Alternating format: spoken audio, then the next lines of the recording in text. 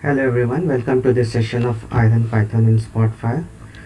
Today we will see how to access a data table or data tables and their rows in Spotfire using IronPython. As already discussed in previous sessions, to access certain components in Spotfire we need to include namespace.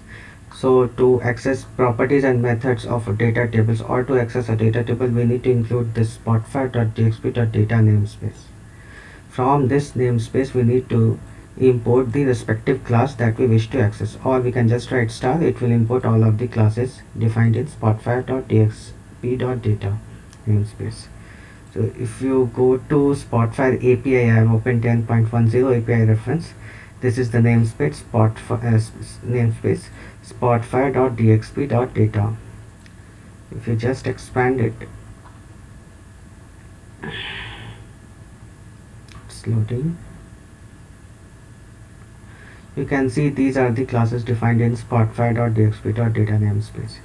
So data table related methods and properties are defined in this namespace spotfire.dxp.data. So just remember, to work with a data table we need to include this namespace spotfire.dxp.data, and from this namespace we need to import the classes, the relevant classes which are required to perform certain operations. To be on the safer side, we can just import all of the classes. Now how to access a table? Like, there is a property called data in the document class. So let's try to decipher the hierarchy of accessing a particular data table or a set of data tables. So we have this Spotfire document, which is the DXP. So there is a class called document class which represents this DXP, this dashboard, which is here within spotfire.dxp.application. This is the document class. Within this document class you have certain properties and methods. So within the properties you can see there is a property called data. So data table related classes or methods and properties are defined in this data property. Now if you click on this data property, you will see that this properties returns a value of type data manager. So what is this data manager? Data manager is a type, data type, not data type, it's a type of data which is a class in itself. So every class, as we already know through object oriented programming, that every class is a user defined type or a derived data type. It's a type, data type, just like int, float, string, there is a type called class. So now, so how we access a data table? So first we have to access document and then data. So it will be document dot data. Now after that you see that it returns a value of type data manager. So let's go, now we need to know what all properties and methods can be accessed with this data property, means with the object or instance returned by this data property. So we need to go to the class, because any object can access only those methods or properties which are defined in the class that object belongs to. So we need to go to data manager class. Let's click on data manager class. Here it is. So you can see these are the properties which are defined in data manager class. Okay, so today we will see some simple properties. Later we will cover all of the remaining properties or methods that I am able to. So here the property of interest is this tables. So there is a property called tables. So how we access the tables in a Spotfire dashboard? So the hierarchy is, first we get a reference of an application, Spotfire application. This you can exclude, but I have the I am accustomed to writing this application, that is why I include this. You can just write document.data.tables. Okay, so the hierarchy is, first we access application, then document, which is the dashboard, then the data property, this one,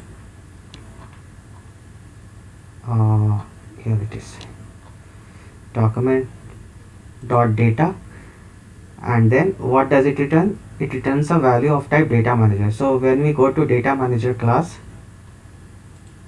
we see these are the properties and these are the methods which are defined. So with this, so this statement application.document.data, this one which is highlighted, returns a value of type data manager.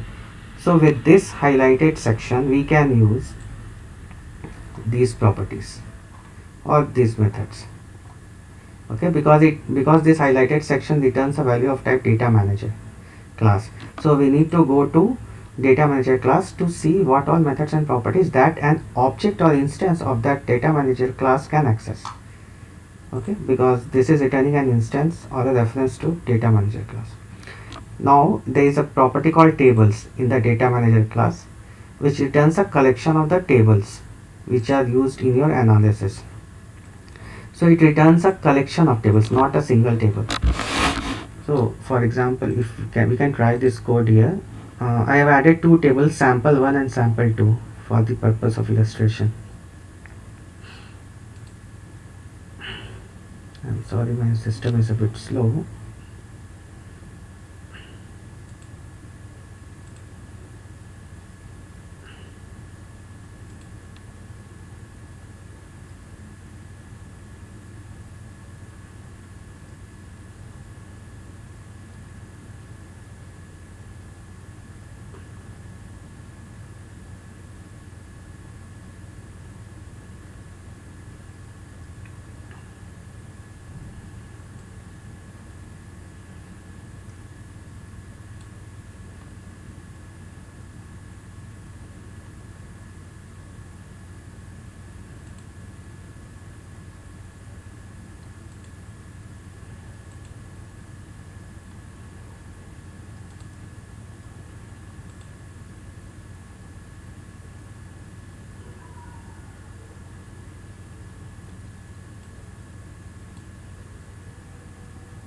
Okay, so this is the button I have added. We will tie the code to this control. This is the script. Let's edit it.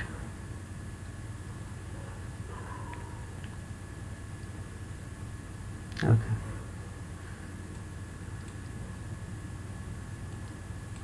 Okay. So we need to include the classes from this namespace spotfire.xp.data to work with data tables. So I have imported all of the classes. Now let's run this code application.document.data.tables. So what does it return? It returns a data collection. We are assigning the return value to a variable called dt collection. So let's try to print data collection and see what it prints. I'll comment out the remaining codes.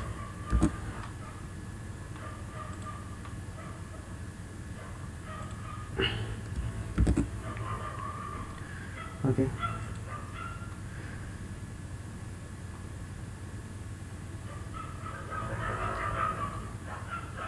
When sorry, I have not given print statement. So let's print this dt collection. See, it returns a value of type data collection. So it's a plural. It's plural tables. It's not table. So it returns a collection of tables. Just like we have document.pages. Pages returns a collection of pages. Similarly, document.data.tables returns a collection of tables and not a single table. So now it returns a value of type table collection. So let's go back to see what methods and properties does this class data table collection contain. So if we head to data table collection class, here it is, data table collection class. So these are the properties and methods which are available for data table collection class. That means this statement is returning us collection of tables. With this statement we can use these properties and these methods. Okay, we won't cover everything here. I'll record a different session illustrating most of the methods from this set, because not all of them will be required all the time. So today we will be covering only specific functions or methods or properties just to access a table and to access the rows of a table. Okay, so this returns a collection of tables. Now with this returns an instance of a data table collection class or an object of a data table collection class. So let's go to data table collection class to see what all methods and properties are defined. So these are the methods and properties defined. So with this statement, which is returning an object of a data table collection class, we can use these properties and methods. So here we can write dt collection dot any property. For example, if we take this item gets the table with the given name. So if you want to get a reference of a particular reference to a particular table, you can use that property. So its syntax is item and the name.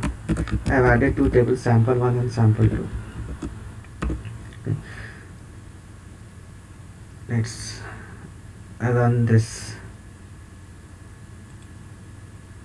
See, it returns this print statement is executed and returns a value of type data table.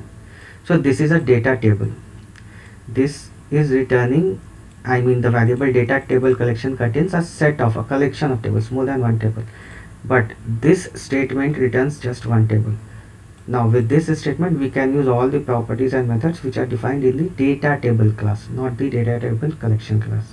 Okay, so that is one thing. Or instead of using this variable, we could have directly written this like this.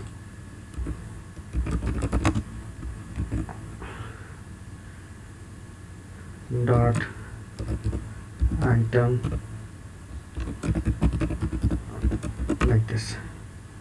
Okay, so this is how we access a particular table or a collection of tables. Now this returns a single table. Now or there is another way to access a particular table in this fashion. Okay, so you can pass the data table name that you want to access in a pair of square brackets in the application document.data.tables statement, because it returns a collection, so you can treat it like an array almost. So we can write like this as well, dt collection. This dt collection contains this application.document.data.tables dot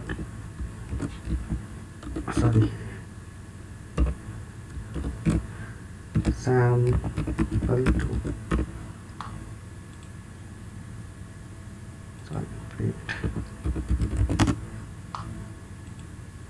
So it is returning a value of type data table class. Okay, so this is how you access a table, or in this fashion also you can access a particular table. Data collection dot item and then the name of the data table in a pair of square brackets, or just the application dot document dot data tables and then the name of the table data table in a pair of square brackets. The name of the table is to be passed as a string. Okay, now these two statements return a value of type data table. So now this is an object of a data table class, so an object can access the properties and methods of its class, of the class that it belongs to. So let's go to this data table class and see what all methods and properties are available in this class.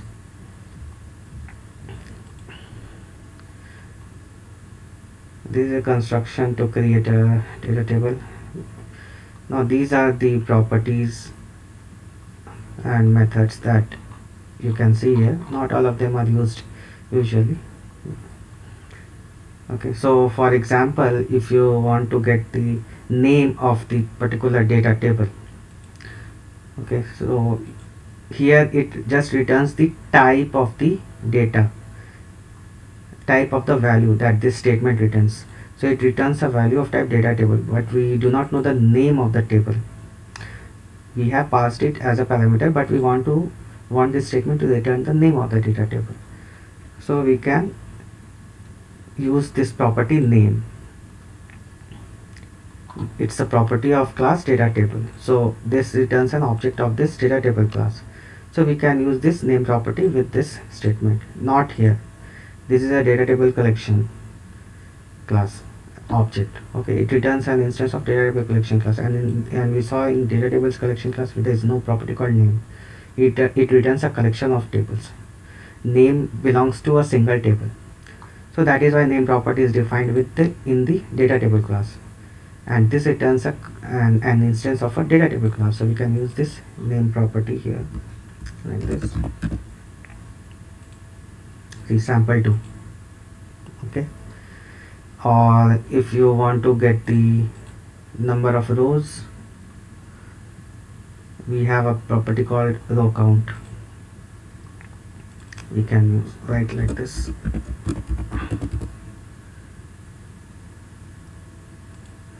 Three. So there are 3 rows in this sample2 data table like this. So this is returning an object of a data table class. So we are just using a property of the data table class with the object of the data table class. So this is the object. Okay, now this is how we access a set of tables and a specific table. Now there is a property called columns. So it returns a collection of columns. You see, it's columns plural, so it returns a collection of columns. If you click on this, see, it returns a data table data column collection. Okay, more than one column. So data table column collection is a property of a data table class. So if we just print and see data table collection sample1 dot columns, let's comment out the other print statements.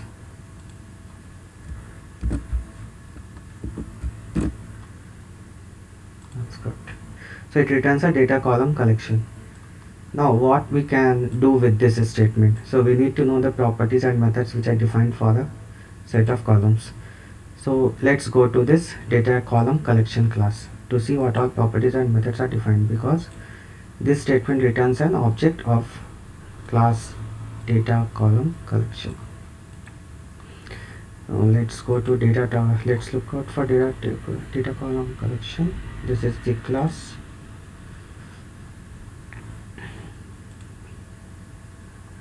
Now these are the properties and methods. You can see find all, remove.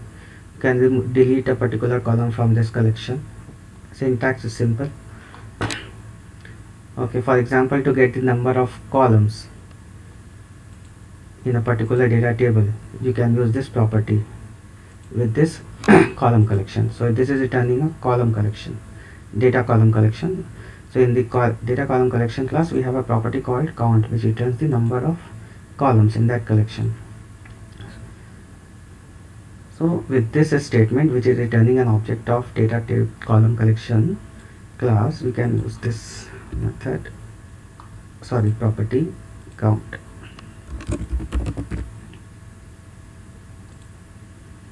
So there are 3 columns in the table sample1. So this statement, this DT collection contains application.document.data.tables. This is the hierarchy. First application, then document or dashboard, then data and property, and then tables property. Okay. Now with this is stored to DT collection variable. Now with DT collection we pass the name of the data table that we wish to access. So this returns a data table object. It returns an object of a data table class, okay, whose name is sample1 in our dashboard. Now with this data table object, we use this columns property. This columns property is defined in the data table class. That is why we used this columns property with an object of a data table class. Now with this statement returns a collection of columns. Technically we call it data column collection class. Now in this data column collection class, there is a property called count. So we have used this count property with this data column collection class. This is the data column collection class object that is being returned. With this we are using this count function. So it returns the number of columns in the table sample1. Okay, similarly we can uh, get a reference to a particular column as well. For example, item string. We click on this data column and then string name. It's get, that means it will only return, we can't change the name of a column using this method, using this property. So for example, we can use like this, data columns dot item. It takes what, a string type value. So I don't remember what columns I had. Category, product. Okay, you can see category, for example.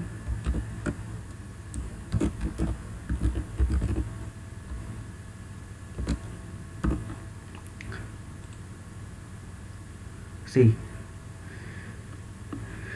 it returns category. So it returns the column category. Let's print the type of this value.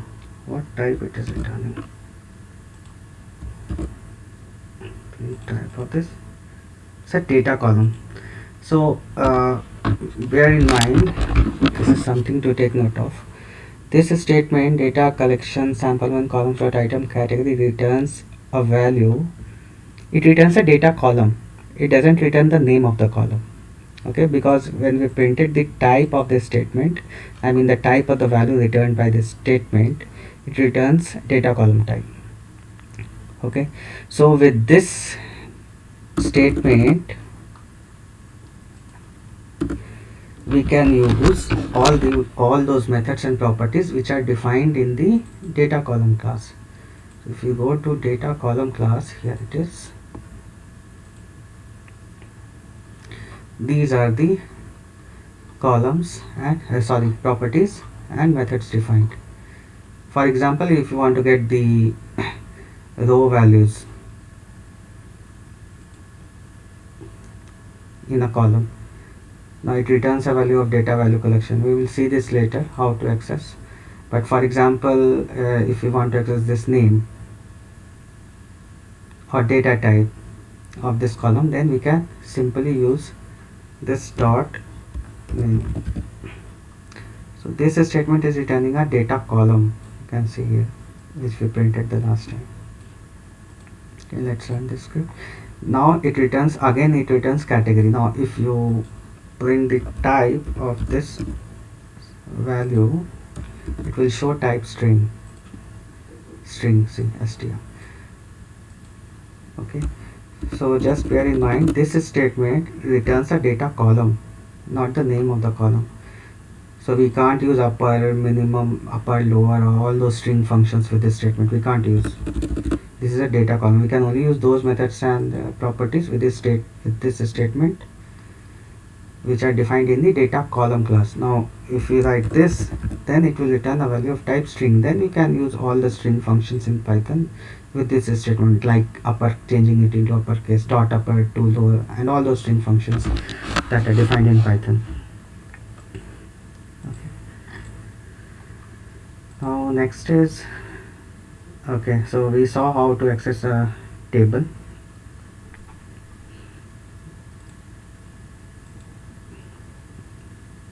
Okay, next is, so this is how we access a particular table. Application dot, first application, then document, then data, and then tables, and in the tables we can pass the name of the table. Now if we write it, now with, if we there is a property called columns in the data table collection class, sorry, in the data table class. Now that columns property will return a collection of columns. So this is what it is doing. This is what we did here, this statement.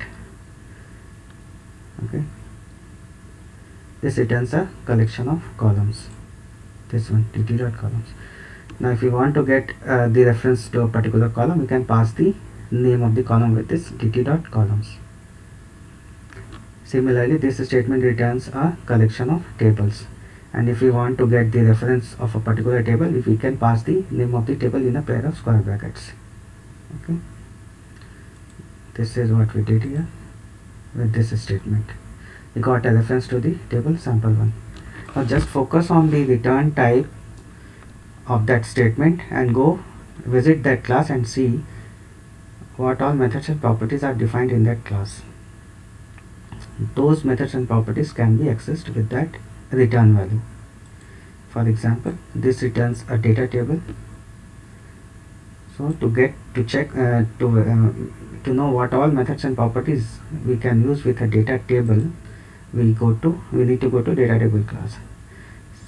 Similarly, with this statement, this returns a value of type data collection class, data table collection class. I'm sorry. So you need to go to data table collection class and see what all properties and methods defined in that class. Those properties and methods can be used with this statement, with this data collection object. Okay.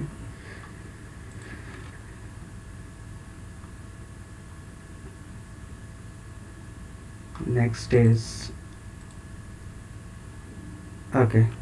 Now next we will see how to access the rows of a data table. Okay. So for this, we have a class called data value cursor. So what we need to do, we need to create a cursor on each of the columns whose values we wish to access. So first we create a cursor on each column and then we pass it to a method called getRows, which is defined in the data table class. So if you look at here, there is a table. In that table there is a column called marks. Now there is a class called data value cursor which contains a method create numeric. So there is a numeric type column marks. So we wanted to create a numeric, we wanted to keep the values of that column numeric. That is why we created a numerical cursor on this column. Let's go to this data value cursor class first. Data value cursor, data value cursor class. This is the class.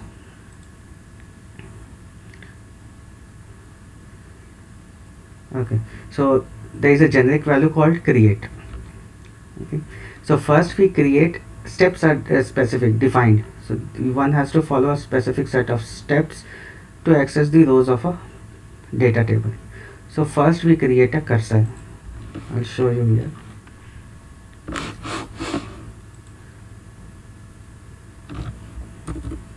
Let's try to access the rows of this table, sample 1.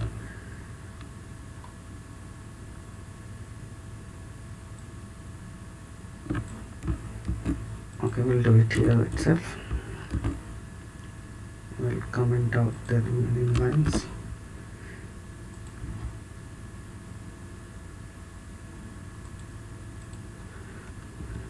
dt1 is equal to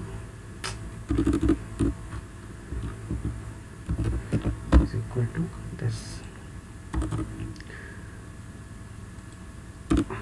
No. First step is to create cursor on a column or columns whose values you wish to access. Suppose we want to access values of this column called category and sale. Okay, so we will create cursor on these two columns. This is the first step. So let's create a cursor for category. Let it be cat cursor data value cursor dot create.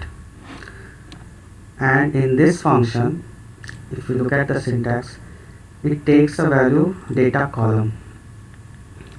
See, if you look at the definition of this function, you see it takes a parameter called data column type value. That means a column, data column, not the name of the column. It's not str column. That means you can't pass the name of a column here. You have to pass the column, actual column. So we know how to access a particular column. We did that earlier, right? That column property, that there is a property called columns defined in a data table, in the data table class, that we will use here. So we are trying to access the columns of this sample1 class, data table. We will pass the column category like this.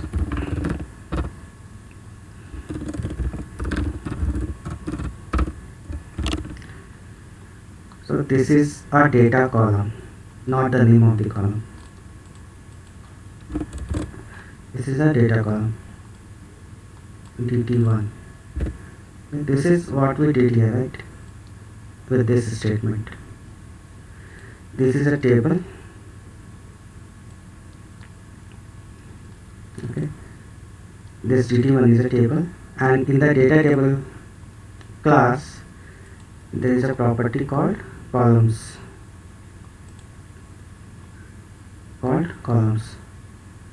Which returns a collection of columns. Data column collection. And as we saw, we can get x reference to a particular column by passing the name of the column to that column collection. So dt is the column data table called dt.columns returns a collection of columns, and to get the reference to a particular column we can pass the name of the column to that collection of columns. This is what we have done here. To get the reference to a particular column, we have passed the name of the column to that collection of columns in that data table. So this creates a cursor on column category. I re-emphasize, this is a data column type value, not a string type value. Here we are passing the actual column and not the name of the column. Okay. Next is sale rupees. Let's create another cursor. Cursor is equal to data value cursor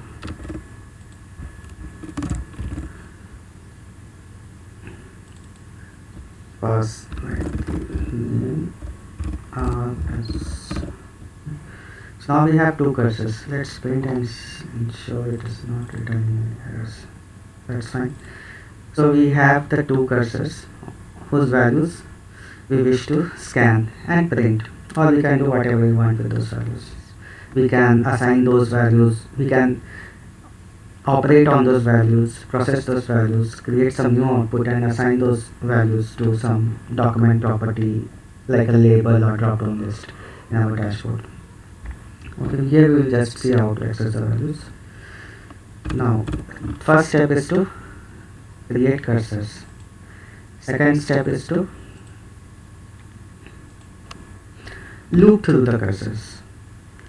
Okay, so next step is to pass the cursor to the getRows method of the data table class and stepping through the rows like this. So what we do? So there is a function called getRows in the class data table methods. So scroll down.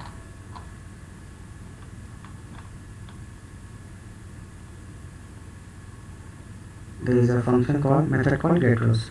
You can try this methods like getDestinRows. It will return only the unique rows. Okay, getRows, and it takes a data value cursor as a parameter. Okay, that is why we created a cursor, and it shows an enumerator here. If you click on this, this is a getRows method, and it takes enumerator of data value cursors. That means you can pass as many cursors as you wish to. You can pass 1, 2, 3, 4. There is no fixed number of parameters that it takes. You can pass as many parameters. That means as many cursors as you wish to access. Okay. So for each column values you wish to access, you need to create a cursor on that column. So this is what we will do. To the getRows func method, we will pass the cursors. This getRows method is defined in the data table class. So with this data table class dt1,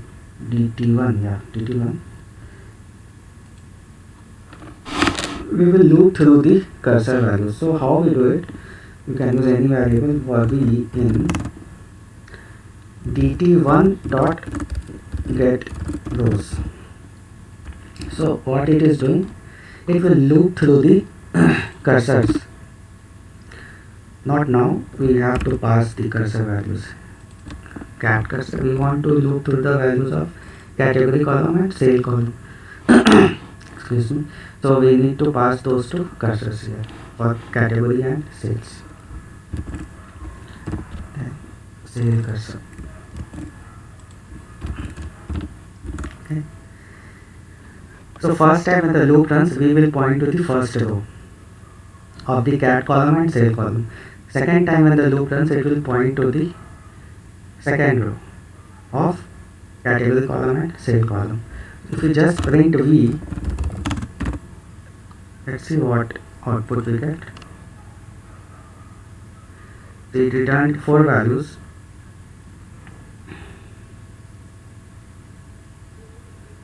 Okay. So there are 4 records in this table dt1. So each value is a type of class data row. Okay, but you want the actual value.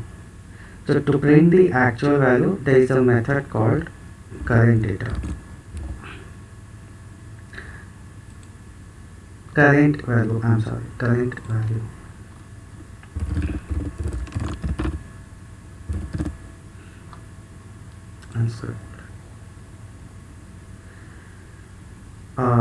sorry, not with this. This value is defined in the data value cursor class. If you see data value cursor class,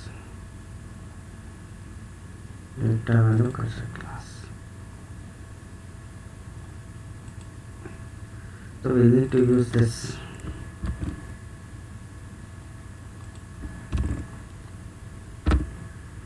This is a property of cursor. So cat cursor dot current value. Let's print it. See, fruit, vegetable. There are 4 records.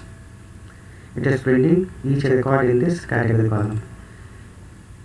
If you print sale cursor as well,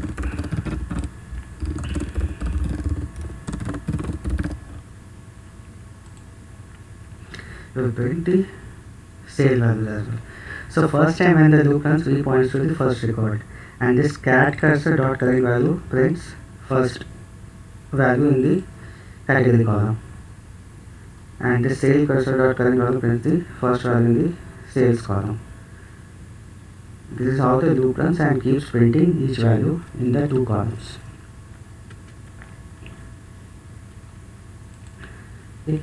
Now if you see here, this create current value is not defined, which is quite weird, but this is a property that you can use to print the values of 1 or more columns in a data table. Okay. Now let's go to data value cursor class. Okay, current data value.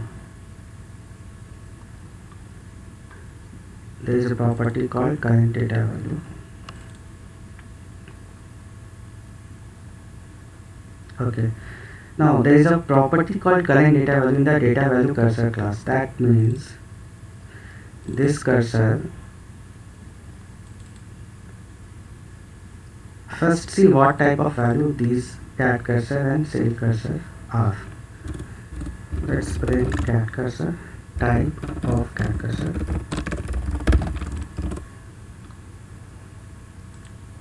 Okay, data column value cursor. Fine. Because this cursor is defined on a particular column, that is why it is of type data column value cursor. So if you go to, okay, fine. Now let's comment this out. Let's print v here.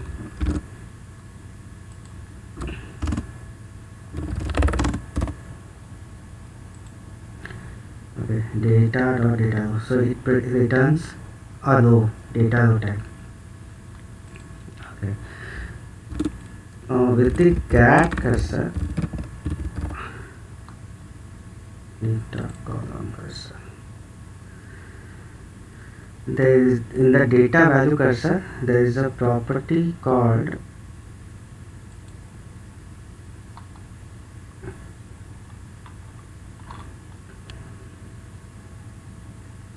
data value cursor, current data value.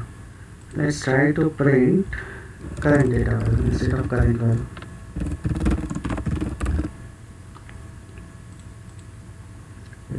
So this is how it prints. let's print the type of this. This way we can check what class it belongs to, so we can go to that class and see what all methods and properties are available in that class that we can use with this statement cursor.currentData.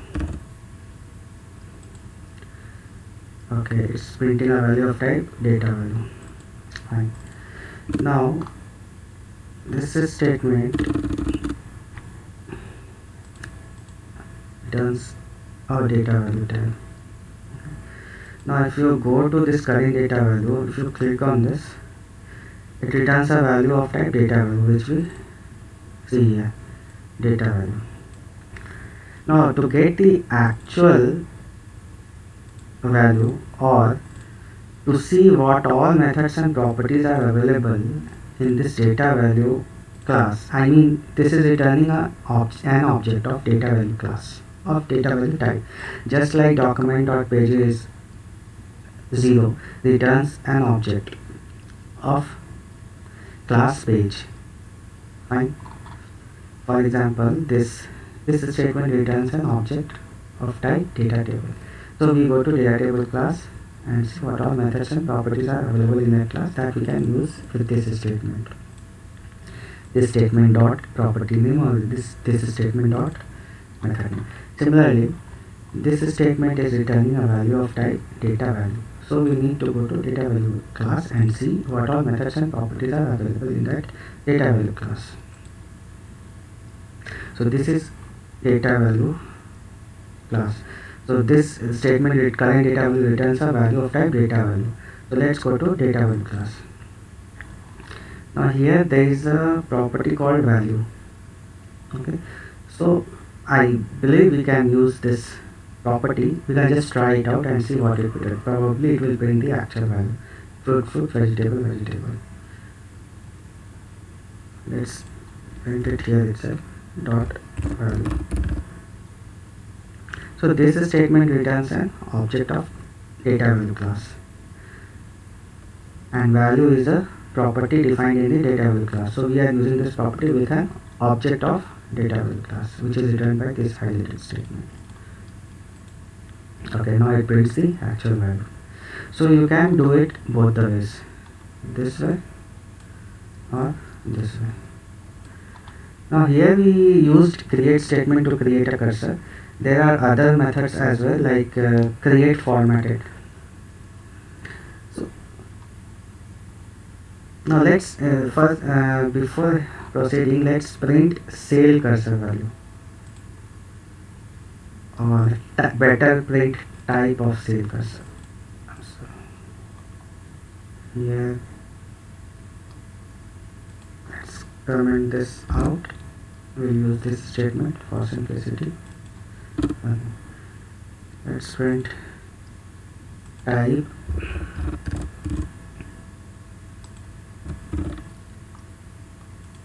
okay. So int. Actually this column is an integer type column in the dashboard. So what you conclude from this is that if you use create statement, it will create the same type of cursor as the column type. Okay, so if the column is integer type, it will create an integer type cursor. If the column is string type, it will create a string type cursor. Like if a column is a numeric type, I mean float type, it will create a numeric or float type cursor. Now if we write create formatted, I'm doing this on sale cursor. Now let's see what happens. Now this type changed to str, that is string. So that means if we use create formatted function, all the values will change in that column, will change into string and then returned. It's not in the table, data table, but while looping, those values will be returned as string values. So numerical values will change to string values. So 600, 700, 800 all will be returned as string values. So you can't perform any numeric operation with them. So they will be treated as string. So when you are performing any other task on those values, you need to cast them into numeric values using Python statement like int or float or double, and then you can perform some numerical operations on those values. Okay. Now there is a function called create time as well. So with this create time, if you want a date type column or a time type column or a date time type column to be returned as date time itself, so you can use create time instead of create or create formatted. So these methods you can try. So first step is, steps are fixed, simple, to access the rows of particular table, data table. First step is to get a reference to that table, okay, like this. So for what it is doing, it is, this statement is returning a collection of tables, a data table collection type object. Now with this object we can pass the name of the table whose reference we wish to get. So there is a function called property called item in the data table collection class. So this is an object of a data table collection class. So with this we can use this property item. So in this item we can pass the name of the table, or we can just write here like this, like this. Okay. Then this statement will not be required. Okay. So this variable will contain the sample1 reference. Okay, that's an alternative. So this DT collection contains a collection of tables. Now DT1 contains a data table, not a collection, data table object. Now second step is to create the cursors on the columns whose values we wish to access. So suppose we want to access category and category and sale column values. So first we need to create cursors on category and sale columns. So this is how we create. There is a class called data value cursor which contains a method called create. To this method we need to pass the data column, not the name of the column. It doesn't take a string type value as we saw in the function definition of create. So we have to pass the actual column. So how we get the reference to a column? Data table object dot columns and then the name of the column, just like we access a table like this. This returns a particular data table, a table named sample1, a reference to the table named sample1. Similarly, this returns a the reference to the column called category. Okay. So this returns a data column type object. This is what it takes. If you remember its definition, the definition of the function create, it takes a data column type parameter, not the name of the column. So we have passed the reference to the column category here. Similarly, if we wish to access any other columns values, then we need to create another cursor on that column. So one cursor for each column whose values we wish to access. So for example, for sale column we created another cursor called sale cursor, data value cursor dot create formatted. So this create formatted will create a string type value. Okay, we can just use create. Okay, so dt1 dot column sale and the name of the column. So we have passed the reference to the column sale. So these two cursors are created on the two columns. Now last step is to loop through those cursors. So there is a method called getRows of a data table class. So with the data table reference that we have created, whose values we wish to access, we passed this two cursors on the getRows method. So this is the syntax, data table object dot getRows method, and it takes cursor objects as parameters. Now first time when the loop runs, this v points to first row, next time when the loop runs it points to the second row, and so on. So each time when the loop runs we can access the values of these cursors, that means the columns, using the current value, using a property called current value, cursor dot current value, and then sale cursor dot current value. Okay. So this will print the values, the data tables. Now this is a data table object, this is a data column object. So with this statement we can use all the methods and variables which are defined in the data column class. So you can go to data column class and see what all methods and properties are defined. You can try to access them and print them. So if you are unsure of what type of value is it is returning or how to use that method or property, you can just type dot. For example, with this statement, this returns a value of type data column. dt1 dot column returns a value of type column collection, data column collection, but this statement returns a value of type column data column. Yeah. So let's go to data column class.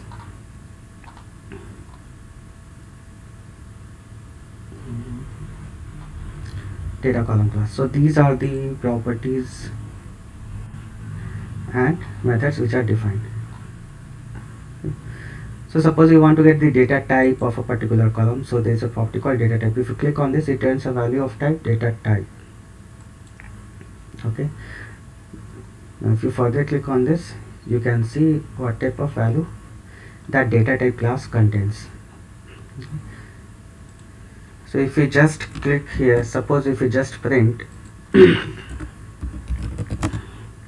dt1 dot columns category, this is a data column. So we go to data column class and see what all properties are methods which are available in the data column. So will just try out one property called data type. So let's print data type and see what it returns.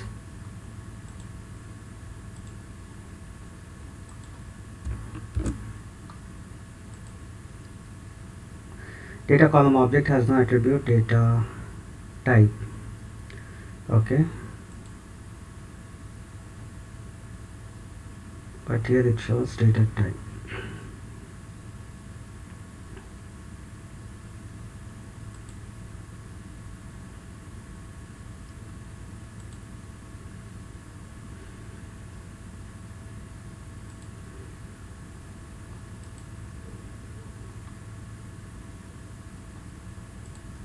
Okay.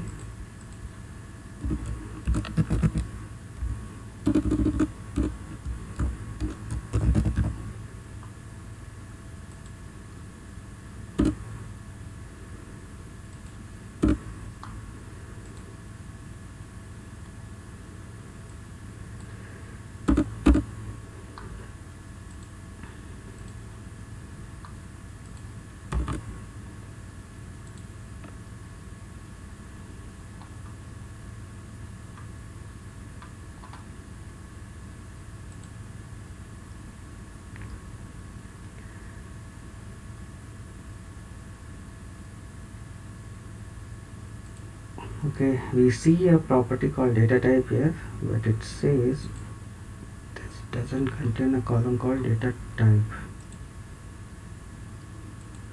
Let's try again.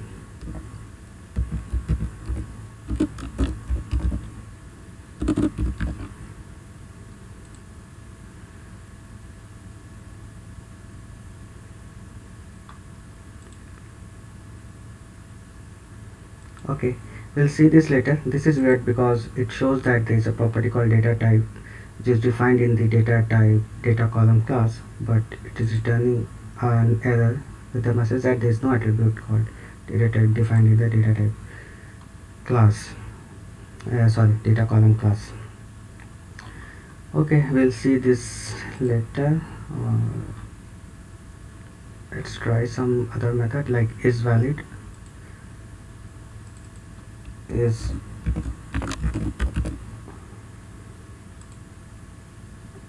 okay, true. So there is some problem with the API, I believe. Okay, so if you remember, there is a property. If you go to column properties, you will see there is a column attribute called isValid. So if your column becomes invalid due to some expression error or syntax error, then isValid property becomes false. So right now it is showing true. That means column category is valid. Similarly, you can try other properties as well. Okay, so this is how you access a data table or a collection of data tables, its columns or a particular column, and then the values. So just to recap, to access the rows of a particular data table, get the reference to that particular data table. This is how you do it. Then create cursors on the columns whose values you wish to access using these two statements, using create statements of data value cursor class, and then loop through the cursor values. So there is a method called getRows, to which you need to pass those cursors as parameters. So each time the loop runs, the loop variable points to that particular row. So there is a property called current value using of cursor object, using which you can access the current values. Okay, so here you can do any operations for the values, like for example sale cursor, you can write some if statement, or you can perform any operation or manipulate these values here and then print. Or if you wish, you can find the maximum of the values. You can write a logic to get the maximum of those values, or perform some aggregation, some summation, or any other operation, and then assign the final aggregated value to some document property as a or a label or a drop down list, which you can display in the dashboard. Okay. So these are the steps to access the rows of a particular data table. So we'll meet in the next session. Until then, good night and take care. Bye bye.